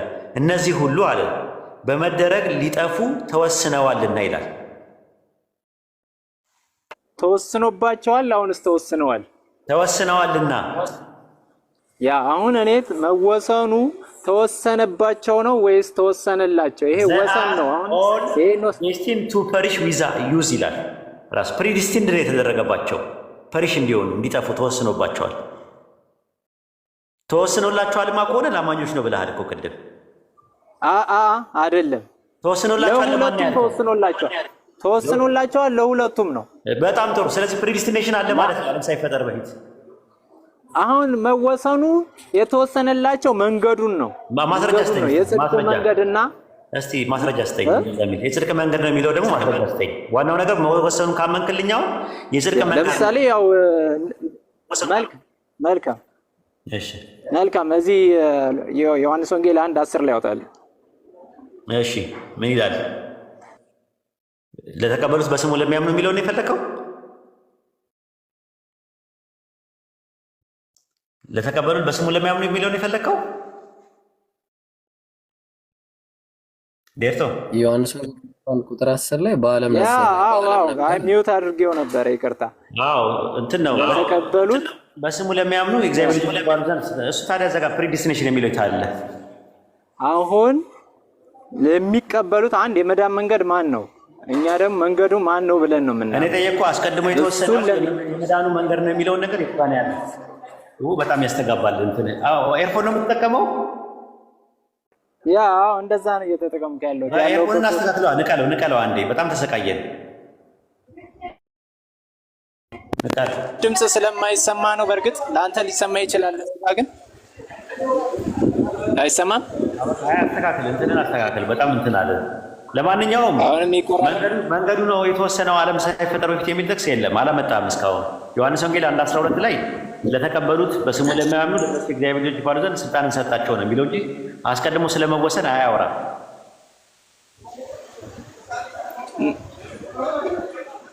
ምን ብሎ ነው ሰጣቸው የሚለው? ኧረ ቤትን አስተካክለው የሚሉበት አይሰማም። አሁንም ማለት ምንድን ነው? አንደኛ ያስተጋባል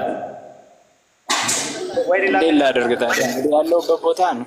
አስተካክልና ሌላ ቆይ ሲወጥቼ ወይ እገባለሁ፣ ወጥቼ እገባለሁ። ቦታ ቀይረ። መልካም ወርደህ ምናምን ቦታ ቀይረ ነው እንትኑን ታውቃለህ። አስቀድሞ መወሰን የለም ብሎ ካለ በኋላ ተመልሶ ደግሞ አስቀድሞ የተወሰነ ነገር አለ ማለቱ በጣም ነው የገረመኝ። መጀመሪያ እኮ የለም አለ። አዎ እኮ ኡስታዝ ደግሞ ተወሰነላቸው የሚለውና ተወሰነባቸው የሚለው ልዩነት አለው አለ። እስኪ በእንግሊዝኛ አድርገው አልኩት። ጥቅስ የለም እኮ ግን እንደው እሱ በሚለው ራሱ ሁለቱም በምን ውስጥ ነው የሚካተተው? ተፈረደላቸውና ተፈረደባቸው ፍርድ ውስጥ ነው የሚካተተው። ተወሰነላቸውና ተወሰነባቸው ተወሰነላቸውና ተወሰነባቸው ማለት ነው። እመጣልሃለሁና እመጣብሃለሁ ማለት ነው ልዩነቱ። ዛት ሚንስ አንደኛው ኔጌቲቭ ነው፣ አንደኛው ፖዚቲቭ ነው። አሪፍ እኮ ነው የመጣው። ግን እሱ ሁለቱም በእንትን ውስጥ በፕሪዲስቲኔሽን ውስጥ ነው ያለው ነው ዴስቲኔሽን ውስጥ ነው ያለው ብለን ነው ተመደለ። ቀጥል እስቲ። እሺ ኡስታዝ፣ ጥያቄ ያላችሁ ሰዎች ካላችሁ ግቡ። ኢምራን አይታይኝም አስገቡ ተብለሽ ነበር። ሀዊ አላየሁትም። ኦኬ አየሁት አሁን። ውይ እሺ፣ ቀድሞኝ የሆነ ሰው አስገባው መሰለኝ። እሺ ጥያቄ ያላችሁ ሰዎች ገብታችሁ መጠየቅ ትችላላችሁ። ጥያቄ ጨምሩ። ኢምራን ቅድም ለማውራት ፖቴንሻል ነበረው። ኢምራን ቀጥል። አይ ኡስታዝ ጀዛከላ ርዕስ አይቀይርልን ነበረ። ሁለት ቶፒክ ሲያነሳ ነበር፣ ግን ጀዛከላ እኔ ግርም እኮ ነኝ ኡስታዝ ጀዛከላ በአንዴ ነው ያያዝከውና ጥሩ ነው። እና ድምጼ ቢያስተጋባው ለመሰላችሁ ሪከርድ እያደረገ ነው። ለዛ ነው ሪከርዱን ቢያቆም ይሻል ነበር። ሪከርድማ ማድረጉ እኮ አሪፍ ነው ለእኛ እኮ እንዴ፣ በጣም እኮ ነው እንትን ያለው በጣም ነው እንዴ ለእኛ መልእክት የሚያስተላልፍልን እሱ እንዳለ ሆኖ ግን ሪከርድ ሲያደርገው ያስተጋባል። ለዛ ነው አሁን አንተ እያወራ የሚው ካነሳ ያንተ ድምጽ ደግሞ ትሰማዋለህ። ኦኬ ለዛ ነው ኦኬ እሺ እንውጣ አይደለ? ይብቃን። ምን ይመስላችኋል? ምናልባት ኡስታዝ